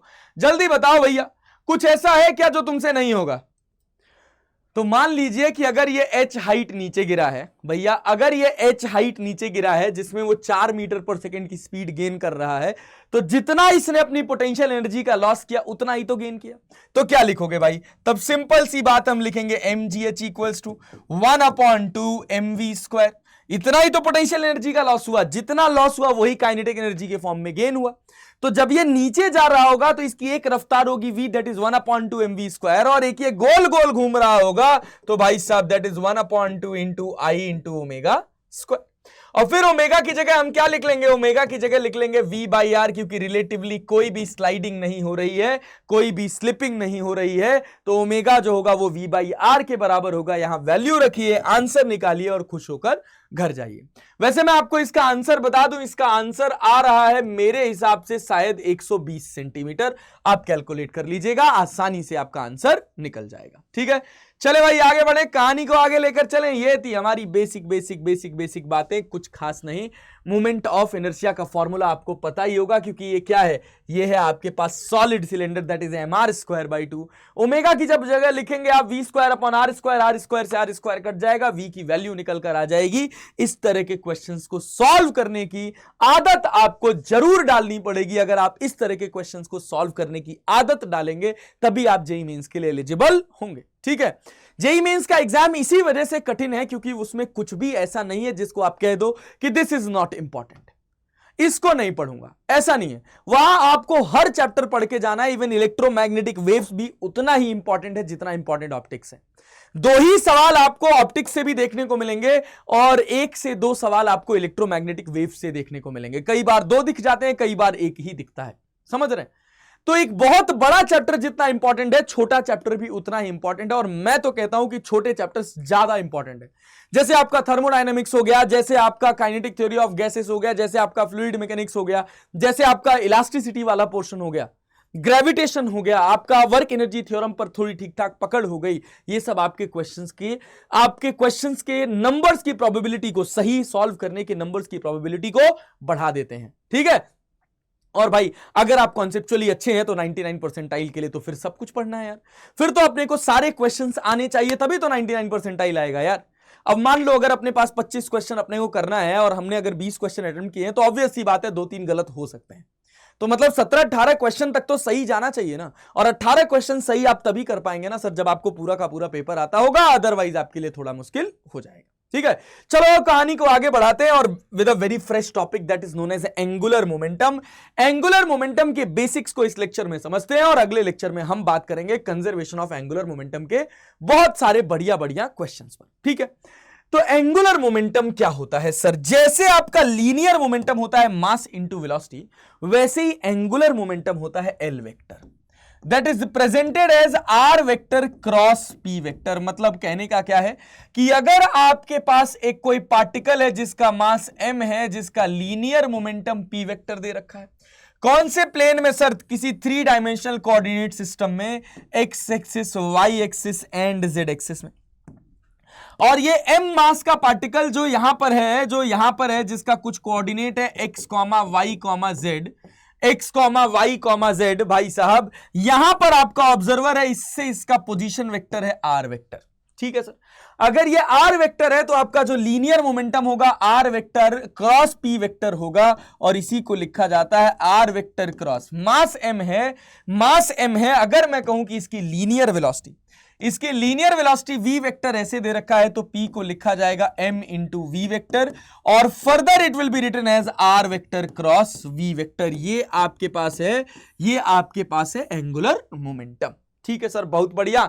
एंगुलर मोमेंटम हो गया L vector, that is m into r vector cross v vector. अच्छा, आपको पता है टाउ इक्वल्स टू जो आई अल्फा आप पढ़ते हुए आ रहे हैं, या tau equals to r cross f जो पढ़ते हुए आ रहे हैं, वो यहीं से डिराइव होके आता है। कैसे? जैसे rate of change of, Newton second law of motion क्या था कि rate of change of linear momentum जो है वो किसके बराबर होता है? वो बराबर होता है फोर्स के। वैसे ही उसे टॉर्क के लिए कहा था कि rate of change of angular momentum जो होगा वो टॉर्क के बराबर होगा। मतलब इसको टाइम के रिस्पेक्ट में अगर डिफरेंशिएट कर दिया जाए तो टाउ इक्वल्स टू क्या हो जाएगा? देखो, टाउ इक्वल्स टू, अगर आप इसको डिफरेंशिएट करोगे, m कांस्टेंट है बाहर का, r को लिखोगे तो लिखोगे dr vector by dt cross of v vector plus उसके बाद क्या लिखोगे? Plus r vector cross dv vector by dt। ठीक है, चलिए भैया, बहुत बढ़िया। अब देखो dr बाई dt क्या होगा? यही velocity. Rate of change of position जब देखेंगे तो इसी वेलोसिटी के डायरेक्शन में आएगा। भाई दोनों एक ही डायरेक्शन में, एंगल 0 डिग्री है, दोनों v है, ये भी v है, ये भी v है, दोनों के बीच का एंगल 0 है। और भैया cos sin 0 की वैल्यू आपके पास 0 हो जाती है जब आप क्रॉस प्रोडक्ट करते हैं, a क्रॉस b करते हैं, और ये किसके बराबर होता है? ये होता है ab sin थीटा के बराबर। अगर इन दोनों वेक्टर्स के बीच का एंगल 0 है तो इनका क्रॉस प्रोडक्ट भी 0 आएगा, तो ये 0 हो जाएगा। तो ये टाउ इक्वल्स टू लिखा जाएगा क्या? m into R vector into आपके पास कितना? dv वेक्टर बाई dt, और dv vector by dt a हो जाता है, तो यही आपके पास हो जाता है r cross m into a vector, और m इंटू a आपका फोर्स हो जाता है, तो इसको लिखा जाता है tau equals to r vector cross f vector. ठीक है, यहां से आता है हमारे पास टॉर्क। समझ आया? ये है हमारे पास torque derived from angular momentum. अच्छा, इससे क्या पता चलता है कि जब हम अपना उधर पढ़ते थे, हम कहते थे कि अगर मेरा नेट फोर्स जो है वो 0 हो जाए, नेट फोर्स क्या हो जाए? 0 हो जाए, तो जो मेरा लीनियर मोमेंटम होता है वो कांस्टेंट हो जाता है। अगर मेरा नेट फोर्स 0 हो जाए तो मेरा लीनियर मोमेंटम कांस्टेंट हो जाता है, और फिर हम रिजल्ट निकालते हैं इससे क्या कि अगर मेरा fx 0 है तो मेरा लीनियर मोमेंटम इन x कांस्टेंट होगा। अगर मेरा fy नॉन 0 है तो मेरा लीनियर मोमेंटम इन y जो है वो कांस्टेंट नहीं रहेगा। अरे समझ आया क्या? बट अगर मेरा फोर्स y एक्सिस में 0 है, ध्यान से सुनना, अगर मेरा फोर्स y एक्सिस में 0 है तो, और y एक्सिस में 0 नहीं है और x एक्सिस में 0 है, तो मेरा लीनियर मोमेंटम x एक्सिस में कांस्टेंट रहेगा, y में नहीं रहेगा। याद रखिएगा, y एक्सिस के चेंजेस का x एक्सिस से कोई लेना देना नहीं है। अगर मैं कहूं कि मेरा लीनियर मोमेंटम, मेरा लीनियर फोर्स जो लग रहा है या नेट फोर्स जो लग रहा है z एक्सिस में वो 0 है, तो मेरा लीनियर मोमेंटम जो होगा वो z में कांस्टेंट हो जाएगा, या आप कह सकते हैं z एक्सिस में कंजर्व हो जाएगा।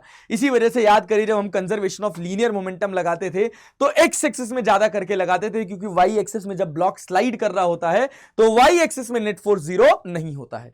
तो जिस एक्सिस में नेट फोर्स 0 होगा उसी एक्सिस के अलोंग मेरा फोर्स कंजर्व रहता है। Same happens with the torque, same happens with the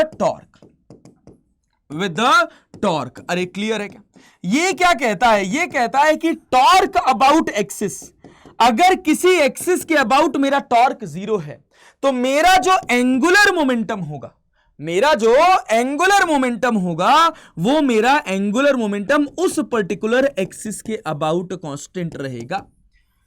अगर मेरा टॉर्क किसी एक्सिस के अबाउट 0 है, क्योंकि टॉर्क निकालोगे तो किसी ना किसी एक्सिस या किसी ना किसी पॉइंट के अबाउट कैलकुलेट करोगे, ठीक है। तो अगर मैं एक्सिस की बात कर रहा हूं, अगर मेरा किसी एक्सिस के अबाउट टॉर्क 0 है तो मेरा एंगुलर मोमेंटम उस एक्सिस के अबाउट कांस्टेंट रहेगा, ये बात याद रखनी है, ठीक है। चलिए जैसे मैं आपसे कहूं भाई साहब कि आपके पास ना एक कोनिकल पेंडुलम है, देखे होंगे एक कोनिकल पेंडुलम है जिसका मास m है। अगर मैं इसको मैं ऐसे v रफ्तार दे देता हूं बाहर की तरफ तो क्या होगा? अगर मैं इसको v रफ्तार बाहर की तरफ दे दूं तो ये ऐसे गोल गोल गोल गोल घूमेगा इसी ट्रैक पर। अरे ठीक है, ये ऐसे गोल गोल घूमता रहेगा। बहुत ध्यान से सुनना, बहुत ध्यान से समझना। इस रस्सी का लेंथ आपको l दे रखा है। अब अगर मैं कहूं कि ये मेरा पॉइंट O है, इस पॉइंट के अबाउट बताओ इसका एंगुलर मोमेंटम क्या होगा? पहले ये बताओ। पहले आपको क्या बताना है? पहले आपको बताना है कि इस O पॉइंट के अबाउट इसका एंगुलर मोमेंटम का डायरेक्शन क्या होगा।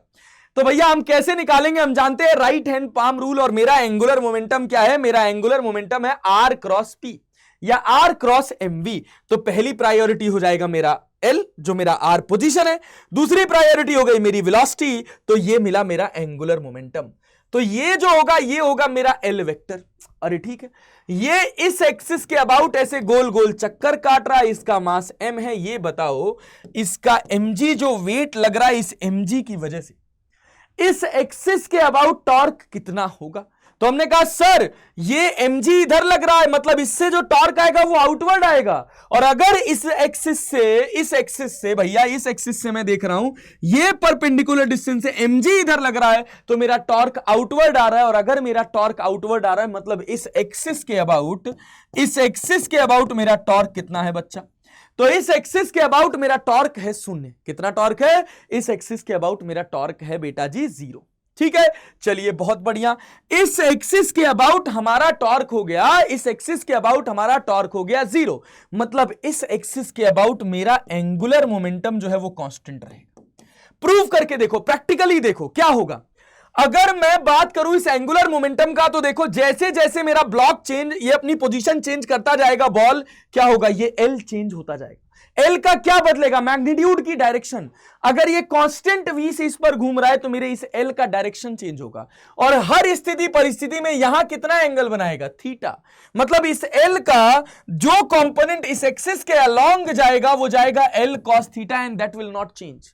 ये L cos थीटा बदलने वाला नहीं है। अरे बात समझ आ रही है क्या? ये मेरा L cos थीटा चेंज होने वाला नहीं है, L sin थीटा चेंज होगा। देखो ना, यहां पर L sin थीटा इधर है, थोड़ी देर बाद ये L sin थीटा इधर आ जाएगा, थोड़ी देर बाद इधर, थोड़ी देर बाद इधर, थोड़ी देर बाद इधर हो जाएगा, लेकिन L cos थीटा चेंज होने वाला नहीं है। क्यों नहीं चेंज हुआ? क्योंकि इस एक्सिस के अबाउट मेरा टॉर्क क्या था? 0 था। और जिस एक्सिस के अबाउट मेरा टॉर्क 0 होगा उस एक्सिस के अबाउट मेरा एंगुलर मोमेंटम जो होगा वो कांस्टेंट रहेगा। ये है हमारा पूरा बेसिक कॉन्सेप्ट किसका? ये हमारा बेसिक कॉन्सेप्ट एंगुलर मोमेंटम का। ठीक है, चले आइए देखिए इसी पर बेस्ड कुछ बहुत सिंपल क्वेश्चन। जैसे एक क्वेश्चन कह रहा है angular momentum of a single particle moving with constant speed along a circular path. ठीक है, एंगुलर मोमेंटम के बारे में आपको कमेंट करना है। अगर कोई पार्टिकल है वो किसी सर्कुलर पाथ पर कांस्टेंट स्पीड से गोल गोल घूम रहा है, अगर किसी सर्कुलर पाथ पर कांस्टेंट स्पीड से गोल गोल घूम रहा है तो भाई साहब उसका एंगुलर मोमेंटम क्या होगा? तो पहला पॉइंट कह रहा है remain same in magnitude but change in direction. अच्छा, दूसरा क्या कह रहा है? Remain same in magnitude and direction. तीसरा क्या कह रहा है? 0। और चौथा क्या कह रहा है? Change in magnitude but remain same in direction. ठीक है, अच्छा अगर आप इसका आंसर देखेंगे तो लोगों ने ये एक्सप्लेनेशन दे रखी है। ठीक है, फालतू की बात है। ये देखो कहा जा रहा है कि remain same in magnitude and direction दोनों। मेरे से कहा जा रहा है angular momentum of a single particle moving with a constant speed along a circular path. ये देखिए ना, ये आपके पास रहा वो सिंगल पार्टिकल, और ये इस एक्सिस के अबाउट गोल गोल घूम रहा है। इस एक्सिस के अबाउट गोल गोल घूम रहा है। अगर कहीं आपका पॉइंट P यहां चला जाए और इस P पॉइंट के अबाउट आपको एंगुलर मोमेंटम देखने को पड़ जाए तो इस एंगुलर मोमेंटम का डायरेक्शन कंटीन्यूअसली चेंज होगा। यहां बिल्कुल स्टेटमेंट में कहीं ये नहीं कह रहा है कि आपको क्या करना है कि उसके सेंटर के अबाउट देखना है। कह रहा है क्या? Angular momentum of a single particle moving with constant speed along circular path. ठीक है, सर्कुलर पाथ के अलोंग। ठीक है, अच्छा, सर्कुलर पाथ के अलोंग कांस्टेंट स्पीड से गोल घूम रहा है तो ऑब्वियस सी बात है इसकी जो ट्रैजेक्टरी होगी वो यही होगी। लेकिन ये एक ऐसी सिचुएशन है जहां पर एंगुलर मोमेंटम अपना डायरेक्शन चेंज कर रहा है बट अपना मैग्नीट्यूड नहीं चेंज कर रहा है। अरे बात समझ आ रही है? तो मतलब मेरा सही स्टेटमेंट कौन सा होगा? तो सर इसका सही स्टेटमेंट होगा remain same in magnitude but change in direction. अरे समझ रहे बात को? आगे बढ़िए। इसके बाद एक और देखिए, मेन 17 मार्च फर्स्ट शिफ्ट 2021 का सवाल। सेम वही जो पेंडुलम वाला, कोनिकल पेंडुलम वाला पोर्शन बताया, देखिए यही क्वेश्चन रिपीट हुआ और वो कोनिकल पेंडुलम वाला पूरा पोर्शन, पूरा एंगुलर मोमेंटम इसी फैशन से मैं पिछले 7 साल से एक्सप्लेन कर रहा हूं। और अगर 7 साल से पढ़ा रहा हूं और आपको उसका आउटपुट दिख रहा है 2021 में, इसका मतलब है कि उन 7 साल में कई बार ये concept line by line repeat हुए हैं। और अगर आप ढंग से पढ़ लेंगे सब कुछ आपके पेपर में वही मिलेगा जो मैंने आपको संजीवनी में पढ़ा है पूरे 11वीं क्लास से। ये मैं आपसे वादा करता हूं, पढ़ लीजिए बस ढंग से। ठीक है, तो देखिए क्या आया, मास m Hanks on a massless rod of length l which rotates at constant angular frequency। ये कांस्टेंट एंगुलर फ्रीक्वेंसी पर गोल गोल घूम रहा है। The mass m moves with steady speed in a circular path of constant radius। ये radius constant है जिस पर ये गोल घूम रहा है। assume that the system is in steady circular motion with constant angular velocity omega। the angular momentum m about a point a, m about a point a point के about जो angular momentum है वो है LA, which lies in the position z direction and the angular momentum of m about b is LB। the correct statement for this system is, इस point के about इसका जो angular momentum होगा वो LB होगा और इस पॉइंट के अबाउट जो इसका एंगुलर मोमेंटम होगा वो LA होगा। और मुझे इस क्वेश्चन का आंसर आपसे यूं मिल जाना चाहिए बिना मेरे सॉल्व किए हुए, बट फिर भी मैं करता हूं। क्या कहा जा रहा है कि LB is constant in direction with varying, LB is constant in direction with varying magnitude. LB पर देखो ना, मैग्नीट्यूड जो है ना तुम्हारा, वो मैग्नीट्यूड जो है तुम्हारा यहां पर वो क्या हो रहा है, ये मैग्नीट्यूड नहीं चेंज हो रहा है, बस क्या चेंज हो रहा है, डायरेक्शन। जस्ट पिछले वाले एग्जांपल में अभी पढ़ा कोनिकल पेंडुलम वाला पूरा पोर्शन, बस क्या चेंज हो रहा है, L का डायरेक्शन। L cos थीटा आपका वर्टिकल में है, L sin थीटा आपका हॉरिजॉन्टल में है, जो ऐसे पूरा गोल गोल घूम रहा है। ठीक है, तो डायरेक्शन चेंज हो रहा है LB का, बट मैग्नीट्यूड नहीं चेंज हो रहा है। LB is constant both in magnitude and direction, ये भी गलत, LB का डायरेक्शन चेंज हो रहा है। LA के बारे में क्या कह रहा है, LA is constant both in magnitude and direction. Definitely ये बात सही है, यहां पर अगर ये ऐसे गोल घूम रहा है तो LA का डायरेक्शन हमेशा कैसे रहेगा, अपवर्ड रहेगा। और LA का डायरेक्शन अगर हमेशा अपवर्ड रहेगा भाई साहब, ये इस पर गोल गोल घूमता रहेगा तो उसका डायरेक्शन चेंज नहीं हो रहा है और मैग्नीट्यूड, भाई रेडियस नहीं बदल रहा है तो मैग्नीट्यूड कहां से बदलेगा, क्योंकि फॉर्मूला तो MVR ही है। स्पीड भी कांस्टेंट है, रेडियस भी कांस्टेंट है, मास भी कांस्टेंट है। अच्छा, अगले पार्ट पे आ जाएं, LA and LB are both constant in magnitude and direction. ये गलत है, तो आपका सही आंसर हो जाएगा बेटा जी C will be your correct answer। ये था आपका बेसिक्स ऑफ एंगुलर मोमेंटम। अब हम आपसे मिलेंगे अगली वीडियो में और अगली वीडियो में हम बात करेंगे कंजर्वेशन ऑफ एंगुलर मोमेंटम के कुछ बहुत शानदार क्वेश्चंस के बारे में। तो मन लगाकर पढ़ते रहिए, मिलते हैं आपसे अगली वीडियो में, तब तक के लिए धन्यवाद, शुक्रिया, शुभ रात्रि।